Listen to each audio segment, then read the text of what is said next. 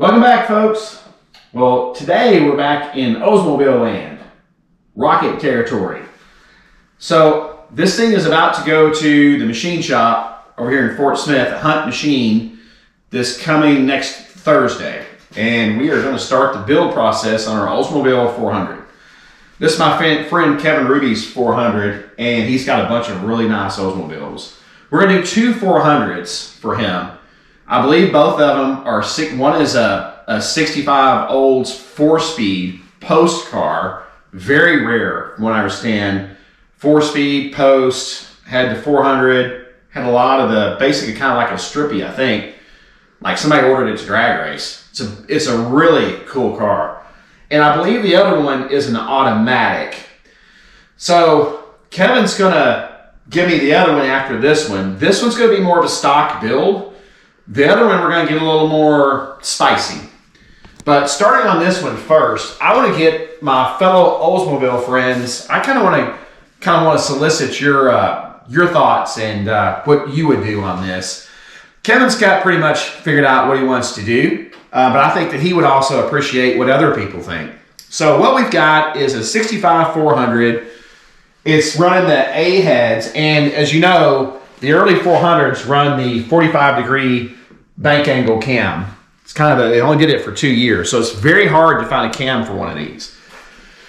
My friend Rodney Bird, I believe, has 2 of these rare cams, but before we pick out a cam, I'm going to have this thing back from the machine shop, and I'm going to need to know how far down that piston is in the hole, for one, and then I'm going to need to know what the CCs are on these A heads. So here's the plan right now, Oldsmobile friends. We're going to go with the factory rods. Yeah, they're crusty looking right now, but they're going to get all resized and totally redone.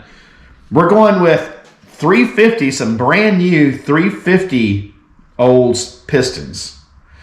Now, I was going to measure the compression height. I'm not sure what the difference is on the compression height between these two pistons, but obviously this has a dish in it, and this one doesn't. I would say the factory compression on this thing was at least 10.5 to 1. As you know, it's not going to work with iron heads, so we're going to have to put some safety factor in here and lower this thing down to probably 9.5, which I think it's still going to be fine.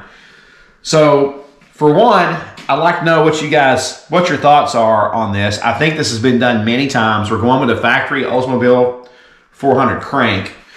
These A heads. Now, I'm going to probably have the machine shop go ahead and CC these things, but if any of you guys out there in Oldsmobile land, can you tell me what you think, or give me a good idea of what the CC, what the chamber size is on these Oldsmobile A heads?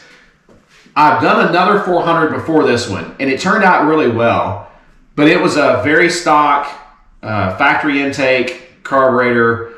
Kevin, I believe, is going to run the factory, I guess, intake. I think these would have had a Carter on them or a Rochester 4G. It might have been a Rochester 4G that these get. I don't know. But fellow Rocket Oldsmobile friends, tell me, what's your thoughts on this build? What cam would you go with? What piston would you go with if you weren't going to go with this piston here? And tell me about these heads. And does anybody know in Oldsmobile land what these heads flow stock? You know, Oldsmobile always seemed like they had a really big port to them. So I don't know. I think the factory intakes on Oldsmobiles, at least the C heads, are 208s. I don't know if these are 208s or not. I'll have to measure. I know a lot of 455s, I'll go from a 208 to, I think, a 211.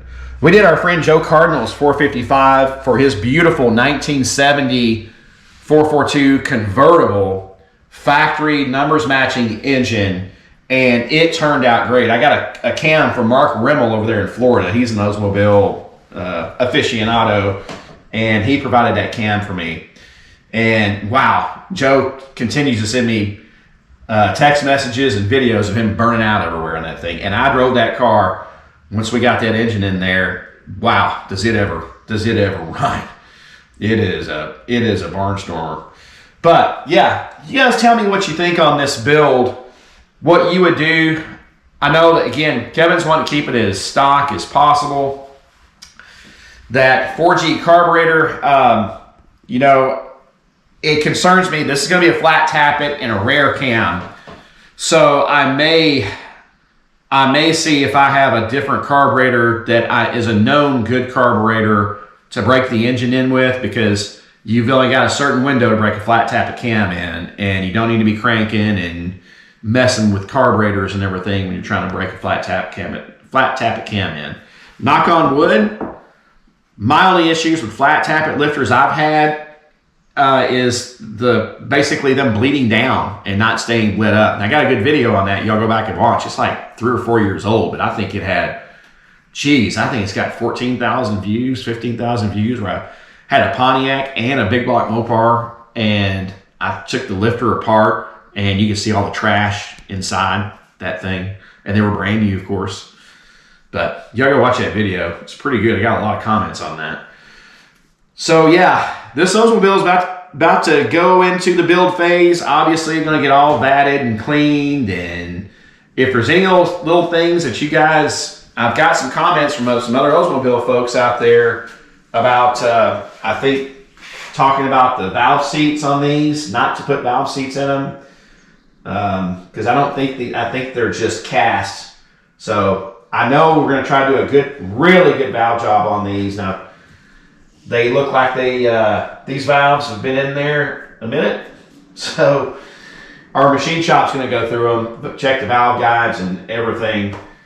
So yeah, Oldsmobile 400, a 1965 400 for a 65 442 car. And you guys give me comments, please, if you know any details that I don't know or that I've missed. Let me know what you think about what we're doing with the pistons, on using the 350 Olds pistons on the old rods.